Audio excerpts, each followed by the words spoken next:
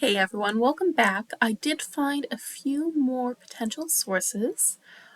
This one is more related to the bronze sculpture that depicts the Little Mermaid in the Copenhagen harbor in Denmark and how it's been vandalized throughout the years, which doesn't quite pertain to the symbolism of mermaids, but it could be interesting potentially.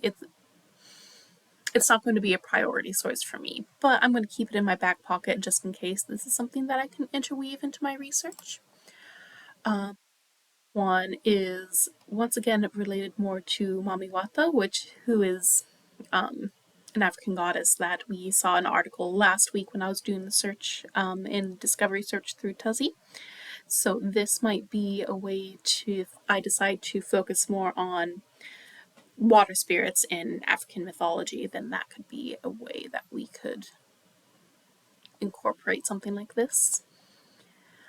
Then we have this one. It's almost a quarter of a century old, so I don't know how relevant something like this is going to be because I can easily see something like the symbology of mermaids, butterflies, and princesses evolving over the years in Chicano art, but we're also looking at a lot of stuff referencing the Little Mermaid, which is centuries old, so I can see working this into what I'm interested in. Here's one about Haitian art that we could again use in conjunction with the African water spirits. Honestly, I could very easily see my pivoting my research specifically to that and how African water spirits and Western idea of mermaids converge and depart from one another. That could be a very interesting paper. Endangered mermaids. This is something that I wanted to show you because it's one, not a book chapter, even though that's what it says here. It's a film. And two, it's not about mermaids, it's about manatees in Florida. So I do want to make sure that you're actually looking and seeing what different sources are related to, because sometimes you're going to have catchy titles or descriptions potentially, and that's not actually what the source is about. So we're going to go ahead and X out of that one. This is another one where it is a bit older, not as old as the one from 2000, but 2011, related to the logo for Starbucks and how that's changed.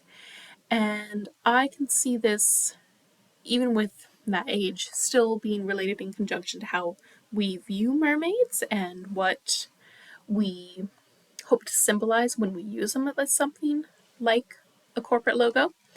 But the other thing that caught my attention is this last quote here, especially the second sentence, after all, mermaids are hot. And I'm wondering just how much of the appeal of mermaids is, in fact, the hot factor.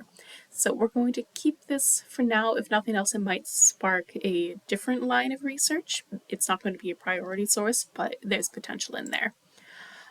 Here's a repeat of that article that I found, Black Aesthetics in Deep Water. Again, if I decide that I want to focus most specifically on how mermaids and African water spirits are depicted, this might be an excellent source for that. And I wanted to include this as well because you're going to see some materials that show up in the catalog search, in discovery search, and here, but there's going to be a lot of things that only show up in one or the other. Discovery search is going to do a good job of including everything that's in the catalog search, but EBSCOHost is going to have other resources available to it. So this is going to be a one that you see on both, but you'll note here that we actually have access to the full text now, which we didn't when we were doing the discovery search. So it's often a good idea to look in both places or multiple places beyond the discovery search and EBSCOHost in order to not only find potential sources, but also to find access to those. And please do always feel free to reach out to those of us here at the library, and we will do our best to get your get you an interlibrary loan if you've looked in a bunch of places and still can't seem to find somewhere to access the entire text for something. This is another one where everything about it seems like it could be pertinent to what I'm looking for, especially the title, Art and the Mermaid, but it is in fact a short story, it's fiction, and that is about all it is. So I could lean into what I was talking about a week or two ago, where I look into how mermaids are portrayed in fiction, and this would be an ideal primary source for that, where I can look and do my own analysis of this source. So that's also possible. Mermaids Among Us. Let's see.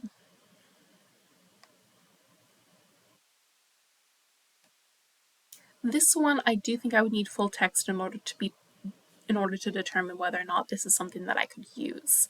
Because why this particular town chose to sponsor a mermaid sculpture specifically could be very useful for my citing. These are the common perceptions of what mermaids symbolize.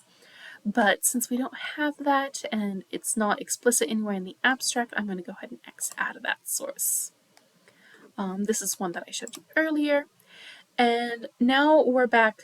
You can see that we have the Ilisagovic logo here.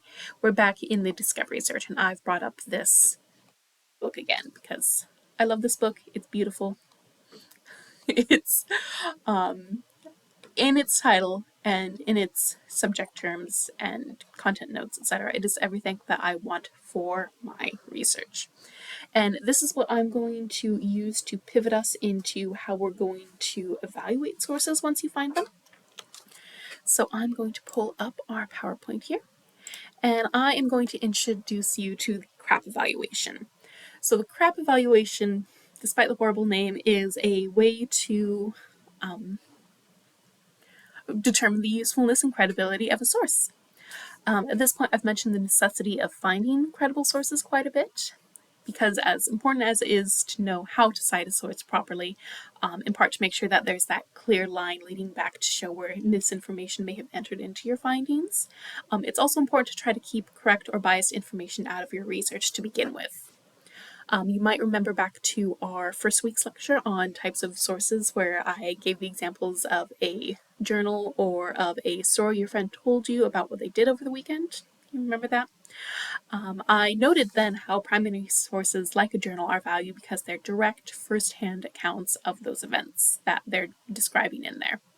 But in the case of what your friend did over the weekend and they're telling you about it, what if your friend is misremembering? What if your friend is flat out lying? And what if you read one person's journal and the events in that journal differ severely from what you read in someone else's journal that was written at the same time and about the same events? While it's not helpful or healthy to assume that everyone is lying all the time, I do want you to consider a few factors to help you choose sources that will support your research and also assist you in being media literate in general. And we can sum up a lot of those factors in what is known as the CRAAP test. The CRAAP test, with two A's, stands for currency, relevance, authority, accuracy, and purpose. And we are going to go through each of those now. So, currency. Is it current? When was the source you're looking at published? Has it been updated since it first came out? Is it referencing other sources that are still accessible? For example, if you're looking into recent developments in treating high blood pressure, an article from 1982 is probably not the kind of information that you're looking for, unless there's been a recent revision in the last few years that alters or upholds that article's findings. If it doesn't have such an update, then you should try looking for something else. But if you're looking at materials to support your research into the history of treating high blood pressure, then that 1982 article might be a good option. Conversely, if you're looking for information about what caused the door to come off during that Alaska Airlines flight a few months ago, and you find a news article that was published minutes after the plane landing, there was not enough time at that point for experts to examine what caused the door to come off. And so whatever that journalist has written likely either has elements of speculation to it, or they didn't even try to hypothesize why that door came off because of the standards that journalists are held to. So a news article written a few days or a few weeks later might actually be a better source of information because there's been enough time passed for an investigation to take place. Keep in mind the purpose of your research when evaluating the currency of a publication to make sure that it's actually suiting your needs. Relevance. Speaking of suiting your needs, is the source that you're looking at relevant? That is it actually speaking to what you're researching? While writing these lectures, I got sidetracked quite a bit trying to make this course relevant to you and your needs, because while I wanted to spend 10 minutes at least talking about the limiting factors that come into play when libraries attempt to uphold intellectual freedom in the first week, that's not really what you're in this class to learn. So consider, who is the audience of the source you're looking at? There's a world of difference between a juvenile nonfiction book about mermaids and a monograph aimed at professors in academia on the same subject. And when it comes to tertiary sources, is quoting a passage from an encyclopedia on your research topic actually going to further the argument that you're making in your paper, or would it just end up being filler? Maybe you do need that information for background, but always make sure you're picking the right sources on pertinent topics and at a level that's appropriate for the research that you're doing. Authority. Going back to my example of the journal that was written in 2020 during the pandemic, who wrote that journal? If you're researching the lives of everyday people being affected by COVID, then you could potentially use my journal as a primary source for your research because I was keeping one at the time. But if you're looking into the lives of healthcare workers during the pandemic, then mine would be a poor choice because I was not then, nor have I ever been, a healthcare worker. Creates a source, invests their authority into it. Remember that a Wikipedia article can be written or contributed to by practically anyone, so it lacks authority in that regard because we don't know what credentials or motivations its editors may have. Meanwhile, a book on physics by Albert Einstein is going to have authority because he was a noted physicist with the education and work experience to back up his findings. So pay attention to who or what entity is publishing your book as well. Is it a peer-reviewed journal, a site run by the US government, Facebook?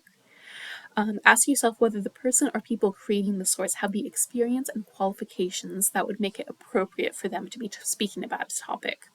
I'm here talking and teaching to you because I have a master's in library and information sciences, so this is the sort of stuff that I've spent time studying and that I've spent time putting the work into to make sure that I'm current and that I'm providing you with relevant information.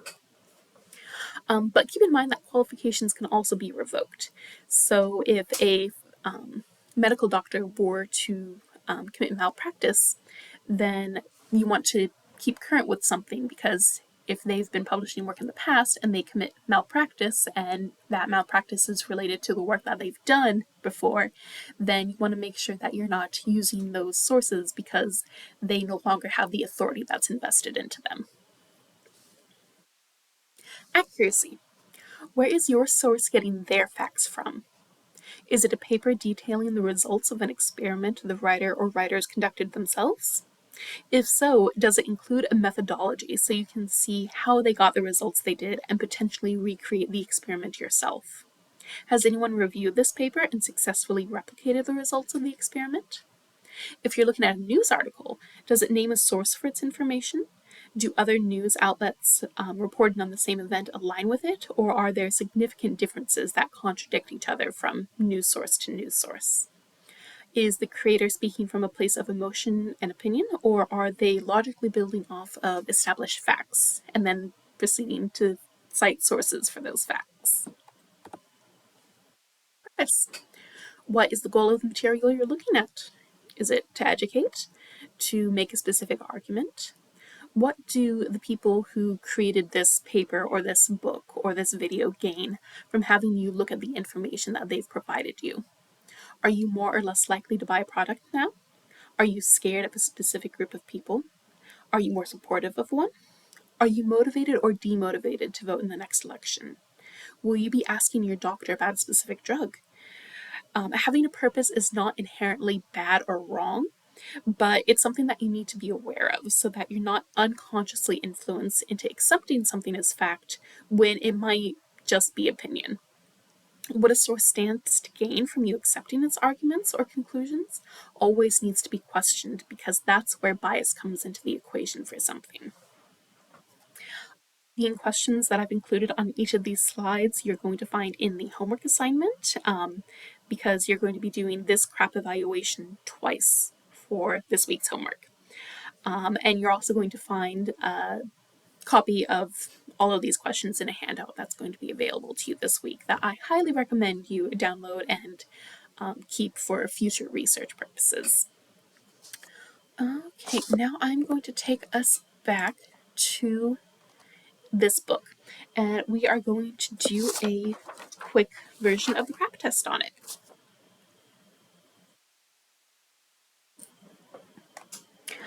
Okay, so we're going to start with currency.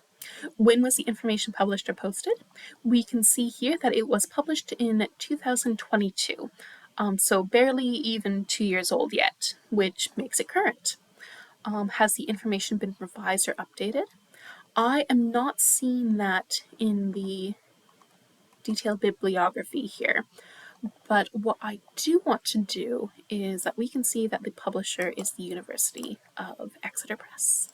So we're going to open that in a new tab, search, combine that search with mermaids, and find the link that I've already found before. And I'm going to not select a delivery region, and we are going to go down, and I am not seeing any indication that this has been revised or updated recently, which, again, because this was published as recently in academia, this would be considered fairly recent for something of this scale. As April 2022, I am not concerned that there's no revision, especially when it's related to something that is not necessarily cutting edge, like certain drug trials might be. And let's see. Because my topic is still fairly broad, I would say that this information is indeed current for my topic, especially because I haven't set a specific time period that I want to look at for symbology. If I wanted to say look at how the symbology and use of mermaids as icons have changed since the animated Little Mermaid movie came out until now, then this would probably be out of date. But I could still argue that the information would be useful as background information because I could demonstrate how mermaids used to be portrayed and what they used to symbolize based on what I'm reading in this book, as opposed to what they've come to symbolize, starting with the animated Little Mermaid and on. And because this is a book, I would not say that we need to worry too much about the links being functional. Right now we are looking at it online, so if there were, say, a bunch of links in the description that were leading to sources and reviews, I might check that out to see whether or not that was still functioning. But as it is, everything seems up to date on the publisher's website.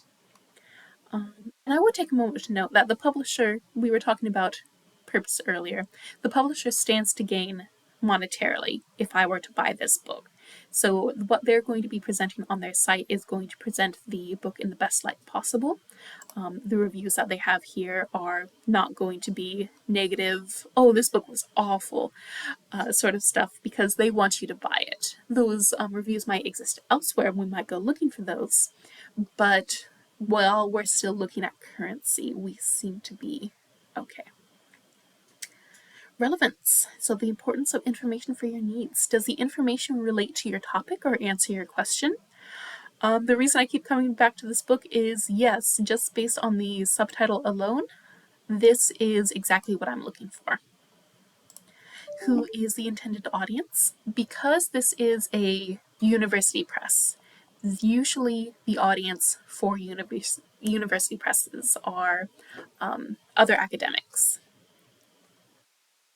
So that would apply directly to me. You, as people studying at a college, this would apply to you as well. Is the information at an appropriate level, i.e., not too elementary or advanced for your needs? I've been coming into this research looking at mermaids through more of a pop culture lens, where I'm curious how your average person is going to see a mermaid and interpret it based on how they've been exposed to it in the past and how they're continually exposed to it in the present day. So this might be a little too academic, but not to a degree where I'm going to disqualify it yet. Have you looked at a variety of sources before determining this is one you will use? I have looked at several sources, and I'm using the ones that I've shown to you in conjunction with this one to determine exactly where I would use this within a paper that I'm writing. And right now, I'm more inclined to use it as background for the history of mermaids in art and their symbolism, as opposed to what might be main the main crux of my research. So I definitely see a use for it. It still is probably not going to be what informs more than the background, than the setup of what mermaids symbolize for me. Would you be comfortable using this source for a research paper? I would, because it is published by University Press. From the information that you can see in the example pages that they've given, it seems credible. Let's see. Come on. Double check. They're citing the figures and the images that they're using. They're using other citations as well. And if nothing else, this could be a good source for other materials related to mermaids and symbology. They are bringing it up into more modern times with that example of the tattoo, so that could be useful. And it doesn't seem like this, so far from what I've seen, this does not seem like research based in opinion. It does seem based on facts, and because of that, I would be comfortable using this source for a research paper. Authority, the source of the information. Who is the author, publisher, source slash sponsor? So we already know that the publisher is the University of Exeter Press, and I'm fairly confident with that. The University of Exeter is well established. The press, I haven't heard anything bad about this press.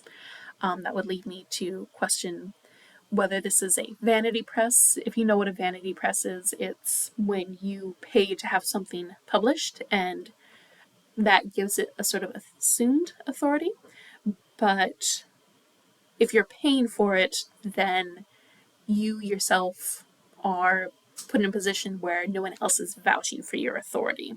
So I would not want to be citing a book from a vanity press because I don't know that it's gone through the usual editing and vetting processes that traditional publishers have. As for the authors, they are linked here: Axel Mueller, Christopher Halls, Ben Williamson. And the thing that does have me pulling back a little bit from the source is that Mueller is in geoscience and economic geology. Halls is, where is it? They are a geologist. Williamson is also focused on mineralization and mining. And there's geologists again. So my concern with this book is that even though it is specifically dealing with art, symbology, and mythology, we have quite a bit of geology on display with the authors.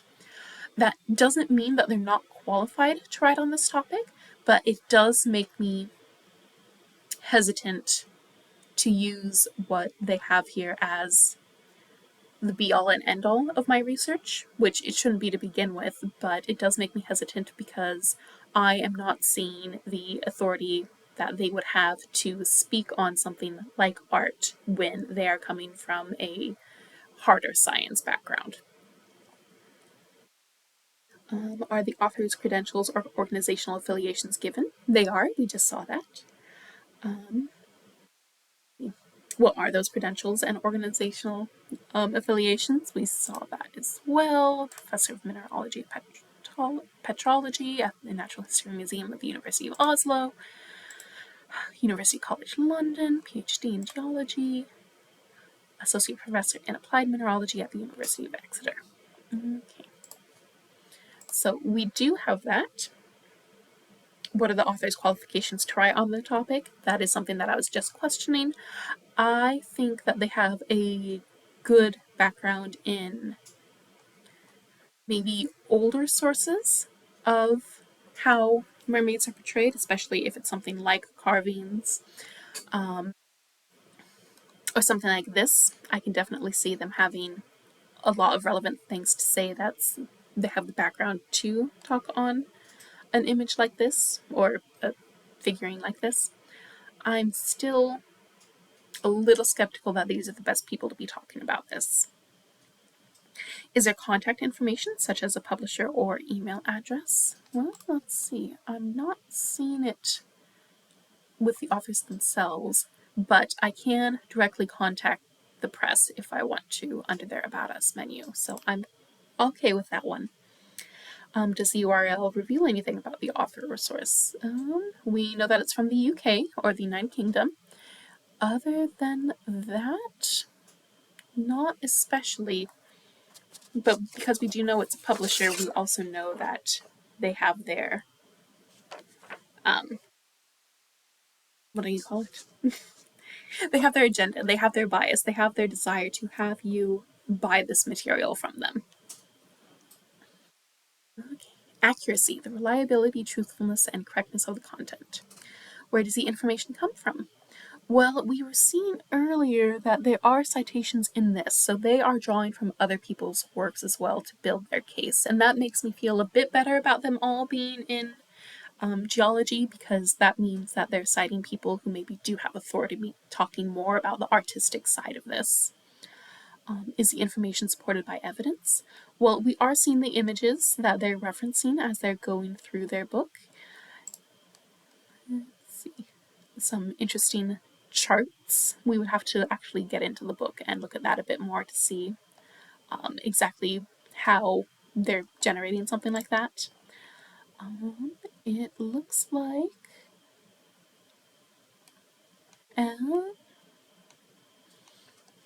I would say because they are including these images that we could consider this evidence, and especially in conjunction with the fact that they're citing their sources, I feel fairly confident about that regard. In that regard, has the information been reviewed or refereed? Well, it has been reviewed. You can see other people. Ooh, more people, human history. Interesting, that could be a useful resource. You see other professors, you see people who've written on the topic, see people who've written on the topic and professors. You see people whose job it is to review books, all giving it praise. So I do want to note that there's a difference between a review like what we're seeing here and a more academic review. An academic review is going to be an article unto itself that looks at an original, a primary source, and either most of the time reviews are going to debunk a scientific study, or they're going to argue that no, that is not the correct interpretation of what we're talking about. These ones are going to be more commercial and more inclined to tell you, yes, you should buy this. No, you should not buy this for yourself or for your library. Librarians, we rely on reviews quite a bit to determine whether or not we want to add something to our collection. If a bunch of people are saying, oh, this is awful, it doesn't actually give the information that it claims to give, the information that it gives is false, and these are coming from sources like an official review organization, then we're probably not going to buy something related to that. Let's see. Nevertheless, I'm still going to say that it has been reviewed by people who are in a position to be reviewing it, though this looks like someone who's a colleague of one of those authors, so I'm a little skeptical of that one. Okay, can you verify any of the information in another source or from personal knowledge? I would not say from personal knowledge, but again, we have a bunch of sources in here and we have found a bunch of other articles that we can look at. So once I get to the next stage of the research process where I'm actually looking into the materials and seeing, oh, this is what this one says versus what this one says, then I think we can determine from that whether or not this is still a good source to be using. Does the language or tone seem biased and free of emotion? Seem biased and free of emotion? That should be or free of emotion. And based on the description and based on what we can read in here, I would say it does seem unbiased and free of emotion. Are there spelling, grammar, or other typographical errors? Not that I can see. Purpose. The reason the information exists. What is the purpose of the information? To inform, teach, sell, entertain, persuade? I would say, based on the publisher, based on the academic backgrounds of all three authors, and given the description and the contents, this is something that is intended to inform and teach people about mostly the history, but also just mermaids and how they appear in art, their symbolism and mythology. I don't think that I'm going to be inclined to buy anything after reading this, for example. Do the author/sponsors make their intentions or purpose clear? Let's see. This book challenges conventional views of mermaid mythology, discusses mermaid in the light of evolutionary theory, and aims to inspire future studies of the most curious of imaginary creatures. So yes, they do. Is the information fact, opinion, propaganda? They, again, because they're using a bunch of these images and writing from that and citing their sources, I'm going to assume for now that the information is fact and not opinion, especially based on what you can read in the sample pages. And I don't believe it's propaganda because propaganda has to have a push, it has to have a purpose behind it. And I don't think that reading this book is going to cause me to change my political beliefs. I don't think it's going to cause me to support one mode of thought over another. I don't think it's going to have me again buy anything after reading it. So I'm fairly confident that this is not propaganda. Does the point of view appear objective and impartial? Again, I would say yes, based on what we've looked at before, and also based on how I don't currently see something that would make someone impartial, or rather, I don't see something about this particular topic that would cause someone to take an extreme point of view and try to expand that and convince others of it. Are there political, ideological, cultural, religious, institutional, or personal biases? Again, not based on what I've seen so far. After evaluating the source, do you think you will use it for your paper? Why or why not? If you are not sure, explain why. So again, I'm still a little skeptical that all three of these writers are from a geology background, but this is about art, symbolism, and mythology. Otherwise, I still feel fairly confident in this source, and I can see using it as my background to set up what I would further go into with my own arguments and using other sources. Okay, so that has taken a while, but it is going to take a little bit for you to go through your homework assignment this week. I do want to note that I'm going to give you another H-Bomber Guide video to supplement this week's materials, Soy Boy Diet Aftermath. It's about 20 minutes and explores how and why the myth of soy having a feminizing effect on men has perpetuated the way that it has, to the point of soy boy becoming an insult in some online communities, and it illustrates the necessity of finding sources that pass the CRAAP test. For your to-do list, first things first, I want you to determine whether you're going to follow the APA or the MLA route in this class.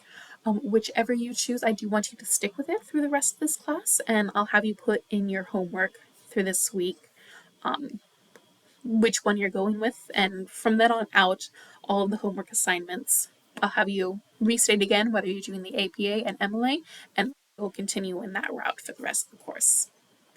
I'm going to have 2 folders up, and one is going to be for the APA route and one's going to be for the MLA route, and they're each going to have relevant sources to that I will have up by end of day tomorrow. Tomorrow being Tuesday, March 5th, and because I'm going to be late in getting those up, I'm also going to be giving you until Tuesday, March 12th to get assignment 3 in. Like I said, it is going to be a bit of a longer assignment because I'm having you do the CRAAP test twice for 2 different materials, 1 book and 1 article. And because it's longer, because I'm going to be a bit late getting those citation relevant materials to you, I'm going to give you that extra time to work on them. I'm sorry to keep messing with the timeline of the office hours. There's quite a bit going on this week for me. So we are going to have office hours this Friday, March 8th from 3 to 5 p.m. Please feel free to come. You're always welcome to email or call me if you have anything come up. If you think for whatever reason you're going to be late getting something in, please do let me know. I don't want to have to deduct you late points, but because I said I would, I have to. And then we are also going to have the optional supplementary materials. Right now, I think it's 1 video and maybe 1 handout. We'll see if that changes, but as always, those are optional. Okay, thank you for going through this entire lecture. I will get those citation relevant materials up as soon as possible by end of day tomorrow. And I really appreciate you guys sticking with this class, and please feel free to reach out if anything else comes up. Thank you. Bye.